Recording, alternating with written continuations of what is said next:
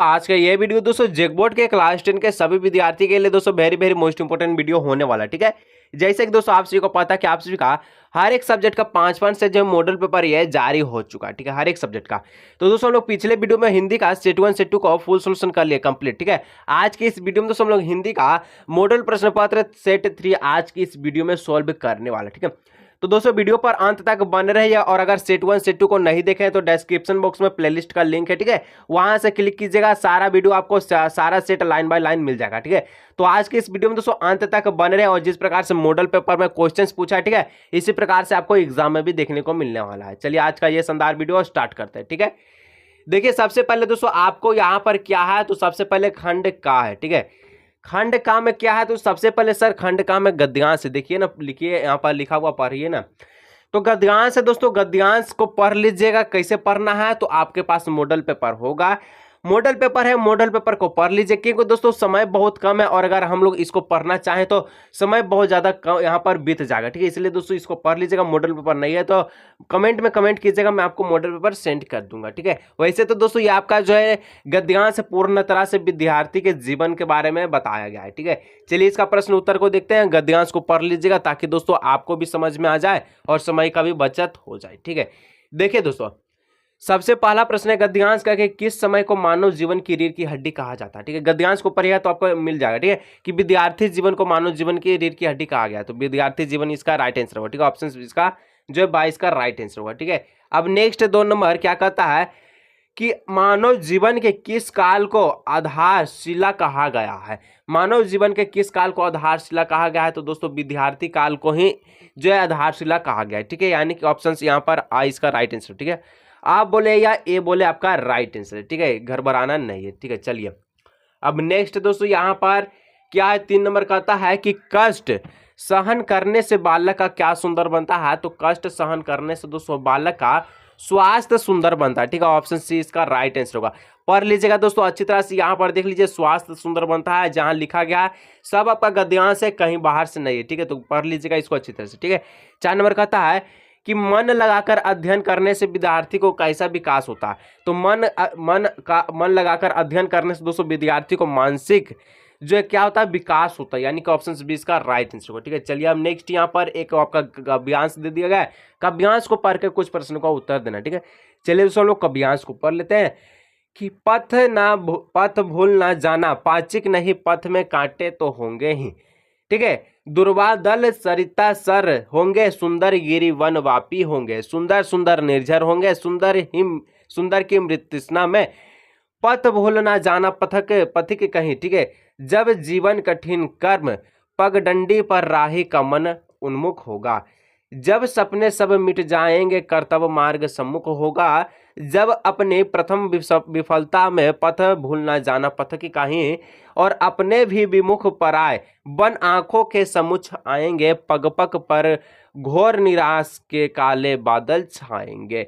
इस प्रकार से दोस्तों कुछ काव्यांश है जो कि पूर्ण रूप से आप जो है किस तरह से आगे बढ़ते हैं उसके बारे में बताया गया। ठीक है, कि आपके जीवन में कितना ही भी बाधा आ जाए आपको आगे बढ़ना है, डट कर सामना करना है, उसी के बारे में ये आपका काव्यांश को दिया गया है। ठीक है, देखिए काव्यांश का पहला यानी कि 5 नंबर का प्रश्न कहता है कि राही, ठीक है, एकाकीपन का अनुभव कब करता है, तो दोस्तों यह कब करता है, तो यहाँ पर विसफल होने पर करता है, यानी ऑप्शन ए इसका राइट आंसर है। ठीक है, विसफल होने पर करता है।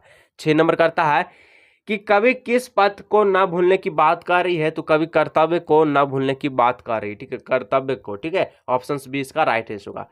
चलिए 7 नंबर कहता है कि कवि ने कांटे, ठीक है, यहाँ पर कांटे शब्द का प्रयोग किसके लिए किया है, तो कवि ने कांटे शब्द का प्रयोग बाधा के लिए किया है। ठीक है, जीवन में बहुत बाधा आता है लेकिन आपको घर बनाना नहीं है। ठीक है, बोर्ड एग्जाम में तहलका मचाना है। और अभी तक जो भी दोस्तों वीडियो को लाइक, चैनल को सब्सक्राइब नहीं किए हैं जल्दी से कर लीजिए दोस्तों। यहाँ पर सब्जेक्टिव का फुल सॉल्यूशन हो रहा है दोस्तों, और यहाँ पर आपका एसएसटी का और सब्जेक्ट का हो रहा है। ठीक है, सभी सब्जेक्ट का मैथ साइंस सभी का हो रहा था। चैनल को सब्सक्राइब करने के साथ साथ बेल आइकन को जब से प्रेस कर लीजिए। ठीक है, और आपको प्लेलिस्ट में सभी का वीडियो लाइन बाय लाइन मिल जाएगा। ठीक है, 8 नंबर कहता है कि कविता में पथ की किसका अर्थ में प्रयुक्त हुआ है, तो यहाँ पर रागी के पक्त में। ठीक है, ऑप्शन ग इसका राइट आंसर होगा। ठीक है, अब नेक्स्ट दोस्तों यहाँ पर आप सभी का क्या है, तो यहाँ पर आप सभी का है बहुविकल्पीय प्रश्न जो कि व्याकरण से पूर्णता आधारित है। तो चलिए हम लोग इसको पढ़ते हैं। व्याकरण अब आपका स्टार्ट हो चुका है। ठीक है, तहलका मचाने के लिए 9 नंबर कहता है कि जिस वाक्य में कर्ता स्वयं क्रिया को पूरा ना करके किसी दूसरे के माध्यम से क्रिया को पूरा करवाता है उसे कहते हैं दोस्तों हम लोग प्रेरणात्मक क्रिया, यानी ऑप्शन का इसका राइट आंसर होगा। ठीक है। 10 नंबर कहता है कि कौन सा वाक्य अकर्मक क्रिया का उदाहरण है। तो वे लोग मैदान में दौड़ रहे हैं, राधिका कविता पढ़ती है, सूर्यदेव पान खा रहे हैं, मोहन पतंग उड़ा रहा है। तो इसका जो पहला ऑप्शन है दोस्तों, ठीक है, वे लोग मैदान में दौड़ रहे हैं, ये आपका अकर्मक क्रिया का उदाहरण है। ठीक है, ऑप्शन का इसका राइट आंसर होगा। ठीक है। अभी 11 नंबर कहता है कि हवा धीरे धीरे बह रही है, इस वाक्य की क्रिया का भेद है। हवा धीरे धीरे बह रहा है, ये दोस्तों आपका सकर्मक क्रिया, इसका राइट आंसर होगा। ठीक है। चलिए हम नेक्स्ट है 12 नंबर कहता है कि सभी मैदान में खेल रहे हैं। ठीक है, इसमें क्रिया पद छाटना है, तो क्या खेलना, ये आपका क्रिया है, तो क्रिया पद क्या होगा, खेल रहे हैं। ठीक है, ऑप्शन का इसका राइट आंसर है। ठीक है। अब 13 नंबर कहता है कि मैं कहानी पढ़ता हूँ, किस वाच्य का उदाहरण है। तो ये दोस्तों कर्तृवाच्य का उदाहरण है। अब 14 नंबर कहता है कि जिस वाक्य की क्रिया हमेशा पुल्लिंग एकवचन एवं अन्य पुरुष में होती है वह वाच्य है। तो वह वाच्य कैसे हो जाएगी सर, तो वह वाच्य हो जाएगी आप सभी का जिस वाक्य की क्रिया हमेशा पुल्लिंग एकवचन एवं अन्य पुरुष में हो, तो ये दोस्तों भाववाच्य हो जाएगा। ठीक, ऑप्शन का इसका राइट आंसर होगा। ठीक है, नेक्स्ट बढ़ते हैं। 15 नंबर कहता है कि अध्यक्ष के द्वारा बैठक बुलाई गई, किस वाच्य का उदाहरण है। किसके द्वारा, अध्यक्ष के द्वारा जहां भी दिखे कर्मवाच्य इसका हो जाएगा। ठीक है, ऑप्शन का राइट आंसर होगा। ठीक है, कर्मवाच्य। नेक्स्ट दोस्तों 16 नंबर कहता है कि रणभूमि कौन सा समास है। रणभूमि दोस्तों ये कौन सा समास है, तो ये हो जाएगा आप सभी का तत्पुरुष समास। ठीक है, तत्पुरुष समास। ठीक है, रणभूमि। 17 नंबर कहता है कि डैश समास के दोनों पदों में, ठीक है, अपमान अपमय विशेषण विशेष का संबंध है, तो ये दोस्तों इसका क्या हो जाएगा, अव्यय। यहाँ पर अगर अव्यय को लगा दे तो अव्यय समास के दोनों पदों के अपमान, ठीक है, अपमान अपमय या यहाँ पर विशेषण विशेष का संबंध होता है। ठीक है। चलिए नेक्स्ट बढ़ता है 18 नंबर की। ठीक है, 18 नंबर कहता है कि अंबर का एक अर्थ होता है आसमान, अंबर का एक अर्थ आसमान होता है, तो इसका दूसरा अर्थ क्या होगा। ठीक है दोस्तों, यहाँ पर जो है धीरे धीरे आपको आवाज इसलिए आ रहा है दोस्तों क्योंकि तबियत दोस्तों जो है काफी ज्यादा खराब हो गया। ठीक है, लगातार दोस्तों वीडियो बनाने से काफी ज्यादा तबियत खराब हो गया, इसलिए दोस्तों सपोर्ट कीजिएगा दोस्तों, इतना मेहनत करते एक लाइक वीडियो को और चैनल को सब्सक्राइब करने के साथ साथ जितना भी दोस्तों को जरूर शेयर कीजिए। ठीक है, बहुत ज्यादा तबियत खराब हो गया, फिर भी आपका एग्जाम नजदीक है दोस्तों, लेकिन आपको वीडियो आता रहेगा, टेंशन मत लीजिएगा। ठीक है, सपोर्ट कीजिएगा। अंबर का एक अर्थ होता है दोस्तों आसमान और दूसरा अर्थ क्या होता है, तो अंबर का दूसरा अर्थ हो जाएगा कपड़ा यानी कि वस्त्र हो जाएगा। ठीक है, ऑप्शन गा। ठीक है, चलिए 19 नंबर का था मैं भी किताब पढ़ूंगा, रेखांकित पद किस अव्यय का उदाहरण। तो मैं भी किताब पढ़ूंगा, ये दोस्तों रेखांकित पद किस अव्यय का उदाहरण, तो ये आपका हो जाएगा विस्मय बुद्धि अवध्य। यहाँ पर सॉरी, ठीक है, क्या बोलता है, देखिए यहाँ पर बोलता है कि मैं भी किताब पढ़ूंगा, जहां भी दिखे। ठीक है, जहां भी दिखे आपको क्या करना है, निपात करना। ठीक है, निपात जैसे कि बताया था द्वारा में आपको क्या करना है, तो सर द्वारा में कर्मवाच्य करना था, और जहां भी बोले वहां निपात। चलिए दो आपका जो है यहाँ पर समझ गए ट्रिक। ठीक है, चलिए 20 नंबर कहता है कि डैश तुम दिखाई नहीं देते, उपयुक्त अव्यय से रिक्त स्थान की पूर्ति कीजिए। क्या होगा दोस्तों, आजकल तुम दिखाई नहीं देते हो, क्या अच्छी तुम दिखाई नहीं देते हो, जोर से तुम दिखाई नहीं देते हो, क्या सामने तुम दिखाई नहीं देते हो, नहीं सर आजकल तुम दिखाई नहीं देते हो, मैं अपने दोस्त को कहता हूँ। चलिए ऑप्शन इसका राइट आंसर। ठीक है, अब 21 नंबर कहता है कि जहां चाह होती है वहां राह होती है, आश्रित उपवाक्य के भेद का नाम बताइए। जहां चाह होती है वहीं राह होती है, ये दोस्तों इसका राइट आंसर होगा क्रिया विशेषण उपवाक्य, इसका राइट आंसर होगा। ठीक है, ऑप्शन का इसका राइट आंसर होगा। इस तरह से दोस्तों ग्रामर सेक्शन यहाँ पर समाप्त होता है, और नेक्स्ट बढ़ते हैं आप सभी का पठित गद्यांश। ठीक है, जितना भी प्रश्न है सब आपका बुक से प्रश्न स्टार्ट होने जा रहा है, कुछ आपका यहाँ पर गद्यांश रहेगा, काव्यांश रहेगा, उसको पढ़ना, और कुछ आपका एक प्रश्न रहेगा, 4 विकल्प रहेगा। ठीक है, चलिए यहाँ पर प्रस्तुत गद्यांश को पढ़कर उचित विकल्प का सत्य कीजिए। ठीक है, चयन कीजिए। देखिए, नवाब साहब ने सतीर्थना आंखों से नमक मिर्चा के संयोग से चमकती खीरे की फांकों की ओर देखा, खिड़की से बाहर देकर दीर्घ निश्वास लिया। ठीक है, खीरे की एक फांक को उठाकर होठों तक ले जाएं, फांकों को सूंघ स्वाद के आनंद में पलकों मूंद गई। कहने का मतलब दोस्तों ये पूर्ण रूप से ये कौन से चैप्टर से लिया गया है, तो सर यहाँ पर यह लखनवी अंदाज से लिया गया है, जो कि नवाब साहब सर खीरा खाते थे, जब वहाँ लेखक था, लेखक के सामने वो खीरा को सूंघ कर खिड़की से बिक दिए थे। ठीक है, कहाँ, ट्रेन के खिड़की से। ठीक है, 22 नंबर का था कि प्रस्तुत गद्यांश किस पाठ से लिया गया, तो प्रस्तुत गद्यांश दोस्तों आपका लखनवी अंदाज से लिया गया, ऑप्शन का इसका राइट आंसर होगा। ठीक है, जैसे कि हम आपको बताएं। अब 23 नंबर का है कि नवाब साहब ने खीरा का स्वाद कैसे प्राप्त किया, तो सूंघकर दोस्तों ये खीरा का स्वाद प्राप्त किया था। ठीक है, खाया नहीं था, ओठों तक ले जाया था, ले जाने के बाद सूंघकर उसको क्या स्वाद ले लिया और आंख को मूंदकर पूरा दम लगा कि आहा हम खा लिए। ठीक है, चलिए फादर। अब नेक्स्ट एक और गद्यांश है दोस्तों, ठीक है। कहता कि फादर को जहरबाद से नहीं मारना चाहिए था, जिसके रंग में दूसरे के लिए मिठास भरे अमृत का अतिरिक्त और कुछ नहीं था, उसके लिए जहर का विधान क्यों।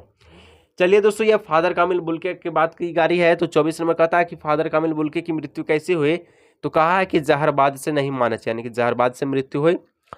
अब कहता है कि जहरबाद किस रोगों को कहते हैं, तो दोस्तों जहरबाद लंगड़ा बुखार या फिर तपेदिक रहे ऑप्शन में, तो इसको राइट करना। ठीक है, ऑप्शन का इसका राइट आंसर होगा। ठीक है, चलिए नेक्स्ट दोस्तों एक काव्यांश यहाँ पर दे दिया है। काव्यांश को पढ़कर आपको कुछ प्रश्नों का उत्तर भी देना है। ठीक है, चलिए सर काव्यांश को पढ़ते हैं और कुछ प्रश्नों का उत्तर यहाँ पर आपको बताते हैं। ठीक है, देखिए क्या क्या उसका हो जाएगा मैं आपको बताता हूँ। कहता है काव्यांश की बधो पापू अब की रति हरे मरतो हूँ पर, ठीक है, मरतो हूँ पाप पारियो तुम्हारे, कोटि कुल से सम वचन तुम्हारा, व्यर्थ धरु धनु बाण हुआरा। ये दोस्तों कौन से कहां से लिया गया काव्यांश को, तो ये राम लखन सीता परशुराम के समाधि से लिया गया है। प्रश्न करता 26 नंबर कि लक्ष्मण परशुराम से संघर्ष क्यों नहीं करना चाहते थे, क्यों नहीं करते थे दोस्तों। तो परशुराम जो है ये क्या थे, ब्राह्मण थे, और ब्राह्मण से क्या करते थे, वो लक्ष्मण जी जो है यहाँ पर क्या करते थे, संघर्ष नहीं करते थे। ठीक है, चलिए यानी कि लड़ाई नहीं करते थे। ठीक है, चलिए 27 नंबर की किसके वचन कोटि कुलसी के समान है, तो दोस्तों परशुराम के वचन कोटि कुलसी के समान, ऑप्शन गा इसका राइट आंसर होगा। ठीक है, चलिए नेक्स्ट सर एक और यहाँ पर काव्यांश दिया गया है कि तुम्हारी यह दंतुरित मुस्कान मृतक में भी जान डाल देगी, जान धोले धुसर तुम्हारे ये गाथ। चलिए अब कहिए कि सर इसके द्वारा पूछे गए प्रश्न का उत्तर बताइए। और दोस्तों कुछ यहाँ पर लिखा है कि छोड़कर तालाब मेरी झोपड़ी में खिल रहे जलजात, परस पाकर तुम्हारा ही प्राण पिघल कर जल बन गया होगा कठिन। ठीक है, पाषाण छू गया तुमसे कि झरने लगे सोफालिंका के फूल, बांस था कि बबूल। चलिए अब सर इसके द्वारा पूछेगा प्रश्न का उत्तर बताइए। कहता 28 में के दंतुरित का अर्थ क्या होता है। दंतुरित मतलब दोस्तों आपको पता कि नए नए दांत होता है, किसके नए नए दांत, बच्चे के नए नए दांत, यानी कि ऑप्शन घ इसका राइट आंसर होगा। ठीक है, अब 29 नंबर कहता है कि मृतक में जान कौन डालता, तो मृतक में जो दोस्तों बच्चे की मुस्कान, बच्चे की मुस्कान इतनी मोह होती है कि मृतक में भी जान डाल देता है, असल में ऐसा नहीं होता। ठीक है, ऑप्शन खा इसका राइट आंसर है घा। ठीक है, चलिए अब यहाँ से अब दोस्तों ना ही एक किसी प्रकार का गद्यांश ना काव्यांश से एक प्रश्न है, 4 विकल्प है, वही में से एक आपको राइट करना है। ठीक है, चलिए करिए सर राइट। यहाँ पर 30 नंबर कहता है कि तुलसीदास ने भृगु कल केटी के हवज किसे कहा गया है, तो भृगु कल के हवज दोस्तों श्री राम को कहा गया, ऑप्शन का इसका राइट आंसर होगा। ठीक है, अब 31 नंबर कहता है कि उत्साह कविता में किसे संबोधित किया गया, तो उत्साह कविता में दोस्तों जनमानस को संबोधित किया गया, ऑप्शन का इसका राइट आंसर होगा। ठीक है, 32 नंबर कहता है सर अट नहीं रही है कविता में किस ऋतु का वर्णन किया गया है, तो वसंत ऋतु का वर्णन किया गया है। जिस तरह से दोस्तों फागुन में हरियाली छा जाती है, नए नए पेड़ पौधे में दोस्तों नए नए पत्तियां उगले रखती है, एकदम घर मौसम पूरा एकदम सुहावना लगने रहता है। ठीक है, आम का सीजन आ जाता है, क्या मस्त सीजन रहता है वसंत। ठीक है, अब आने वाला है, टेंशन मत लीजिए। ठीक है, चलिए 33 नंबर कहता है कि कवि किसे धन कहा है, तो दोस्तों आपको पता होगा कि धन तुम माँ भी तुम्हारी धन, यानी कि कवि किसको धन कहता है, तो शिशु यानी कि बालक और उसकी माँ को धन कहता है। ठीक, ऑप्शन का इसका राइट आंसर होगा। ठीक है, 34 कहता है कि हर सुख में क्या छिपा होता है, तो दोस्तों पिछले सुख को याद करके दुख ही मिलता है। ये आपका प्रश्न है, काफी वायरल प्रश्न है, सब्जेक्टिव में दोस्तों ये प्रश्न काफी बार पूछा गया, लगभग 10 साल पूछा गया है, उसको कर लीजिएगा, टेंशन मत लीजिए। सब्जेक्टिव का महातांडव नहीं दोस्तों, महा एपिसोड वीडियो आने वाला है, टेंशन मत लीजिए। और एपिसोड कहीं छूट ना जाए इसके लिए चैनल को सब्सक्राइब करने के साथ साथ बेल आइकन को प्रेस कर नोटिफिकेशन को ऑल पे सेट कर लीजिएगा, और अपने ग्रुप मेंबर में जरूर से जरूर शेयर कीजिए, ताकि उन्हें भी पता चले कि महा एपिसोड कब से चालू हो रहा है और कितना दिन तक चलेगा, और यहाँ पर महा एपिसोड में क्या एपिसोड दिखाया जाएगा। बहुत ही तहलका मचाने वाला एपिसोड चलेगा दोस्तों, चैनल को सब्सक्राइब कर लीजिएगा। 35 नंबर कहता है कि जॉर्ज पंचम की लाट से क्या गायब हो गया, तो जॉर्ज पंचम की लाट से दोस्तों नाक गायब हो गया। ठीक है, एक प्रश्न कहता है कि जॉर्ज पंचम की लाट से नाक जब गायब हुआ तो इसके लिए प्रत्ययन क्या क्या प्रत्ययन किया गया है कि उसके नाक जो है मिल जाए, नाक लगा दिया जाए। बहुत दोस्तों ये सब मोस्ट इंपोर्टेंट प्रश्न, ठीक है, इसको करके जाएगा। चलिए 36 नंबर कहता है कि गेरेटोक नगर किस राज्य की राजधानी है? तो गेरेटोक नगर दोस्तों ये कब का सिक्किम राज्य की राजधानी है, ठीक है। ऑप्शन इसका खा इसका राइट आंसर, ठीक है दोस्तों। महा एपिसोड वीडियो आने वाला, टेंशन मत लीजिए, टेंशन जीरो के बराबर कर लीजिए। जब आपके सर है आपके सामने तो काहे को डरना, ठीक है। चलिए 0% के बराबर ले लीजिए टेंशन।